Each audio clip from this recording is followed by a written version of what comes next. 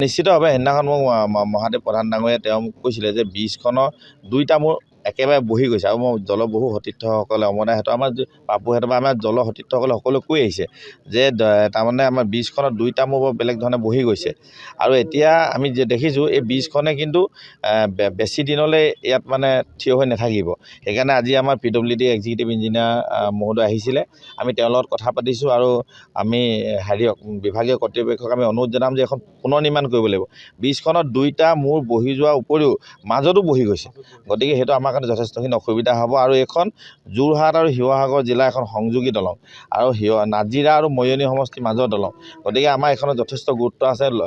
ৰাইজ যথেষ্ট অহা যোৱা কৰে। এতিয়া টেম্পৰী কাৰণে আমি এমাহ দুমাহৰ কাৰণে ব্যৱস্থা যিটো হৈছে সেইটো চলি থাকিব, কিন্তু আমি খুব কম সময়ৰ ভিতৰতে এই ব্ৰীজখন যাতে আমি পুনৰ নিৰ্মাণৰ কাম আৰম্ভ কৰিব পাৰোঁ তাৰ কাৰণে বিভাগীয় কৰ্তৃপক্ষৰ লগত আমি আলোচনা কৰিম। দুইটা মূৰ বহি গৈছে, মাজতো বহি গৈছে, দুইটা মূৰৰ একেবাৰে খহি গৈছে, একেবাৰে তাৰমানে মাটিৰ লগত সম্পৰ্ক নোহোৱা হৈছে। এতিয়া বিভাগীয় কৰ্তৃপক্ষৰ ফালৰ পৰা পুনৰ নিৰ্মাণৰ কাম চলি আছে, কিন্তু আমি ভাবিছোঁ যে এইটো খুব খন্তেকীয়া হ'ব, কিয়নো ব্ৰীজখন একেবাৰে ডেমেজেই হৈ গৈছে, দুইটা মূৰ বহি যোৱাৰ লগতে মাজতো বহি গৈছে। গতিকে এখন পুনৰ নিৰ্মাণ কৰিবৰ কাৰণে বিভাগীয় কৰ্তৃপক্ষৰ লগত আমি অনুৰোধ জনাম, কিয়নো আজি এক্সিকিউটিভ ইঞ্জিনিয়াৰ আহিছে, তেওঁ চাই গৈছে আৰু এই ব্ৰীজখন নাজিৰা আৰু মৰিয়নি সমষ্টিৰ মাজৰ এক মানে সেতুৰ নিচিনা হৈছে আৰু শিৱসাগৰ আৰু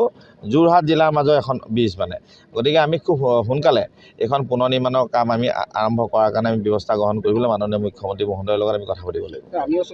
যিকোনো খবৰৰ বাবে যোগাযোগ কৰক 9181 307 221 আমাৰ এই নম্বৰত।